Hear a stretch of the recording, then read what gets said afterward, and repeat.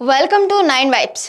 అసలే పోలీసు శాఖ ఒక ఆఫీసర్ బదిలీపై వెళ్ళి ఇంకో ఆఫీసర్ ఆ స్థానంలోకి వస్తే కుదురుకోవడానికి ఎంత టైం పట్టిద్ది? పోలీస్ శాఖలో బదిలీలు కేసుల దర్యాప్తుపై ప్రభావం చూపుతాయా? ఆ శాఖలో పై స్థాయి నుంచి కింద స్థాయి వరకు అందరూ వరుసగా స్థానచలనం కావడమే ఇందుకు ప్రధాన కారణమా?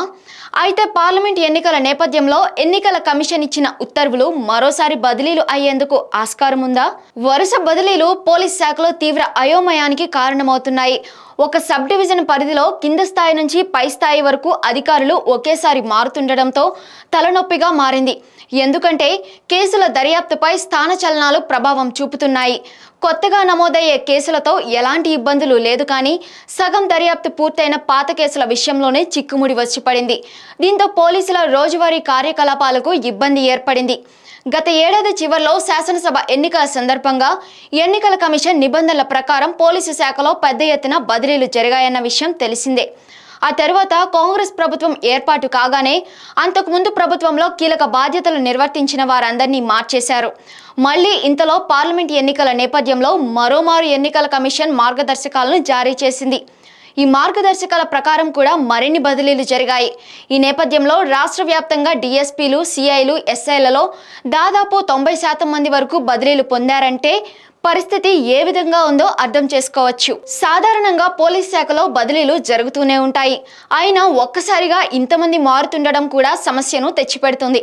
ఉదాహరణకు చూసుకుంటే ఏదైనా ఒక కేసు నమోదైతే ఆ వివరాలు సంబంధిత ఎస్ఐ, సిఐ, డిఎస్పీలకు తెలుస్తాయి. ఆ కేసులో ముఖ్యమైన కేసు అయితే పై స్థాయి వరకు వెళ్లేందుకు ఆస్కారం ఉంది. ఎస్ఐ, సిఐ, డిఎస్పీలలో ఒకరు బదిలీ అయినా మిగిలిన వారు కొత్తగా వచ్చిన వారికి కేసు వివరాలను వివరిస్తూ సహాయం చేస్తారు. కానీ ప్రస్తుతం అలాంటి పరిస్థితి కూడా లేకుండా పోయింది. అధికారులంతా మారిపోయారు. ఉదాహరణకు చూసుకుంటే కుషాయిగూడ ఏసీపీ రవీందర్, సిఐ ప్రవీణ్ ఇద్దరు బదిలీ అయ్యారు. కాంగ్రెస్ అధికారంలోకి వచ్చిన తర్వాత జరిగిన బదిలీలలో మల్కాజిగిరి డీసీపీ జానకి ధరావత్ను మార్చి ఆమె స్థానంలో పద్మజను నియమించారు. పార్లమెంట్ ఎన్నికల నియమావళి ప్రకారం రాచకొండ కమిషనర్ సుధీర్ బాబును మరో చోటికి మార్చారు. దీంతో పై ఉన్న కమిషనర్ నుంచి కింద ఉన్న సిఐ వరకు అధికారులంతా బదిలీ అయినట్లు అర్థమైంది. ఇదే విధంగా చాలా సబ్ డివిజన్లు, పోలీస్ స్టేషన్లో ఇదే పరిస్థితి తలెత్తింది. ఈ పరిస్థితి ఇలాగే సాగితే కొత్తగా వచ్చిన వారు దర్యాప్తులో ఉన్న కేసులను పరిశీలించి మిగిలిన దర్యాప్తు పూర్తి చేసి అర్థం చేసుకోవడానికి, అభియోగ పత్రాలు దాఖలు చేయడానికి తగిన సమయం పడుతుంది. దీంతో రాష్ట్ర వ్యాప్తంగా పాత కేసుల దర్యాప్తులో వేగం తగ్గుతుంది.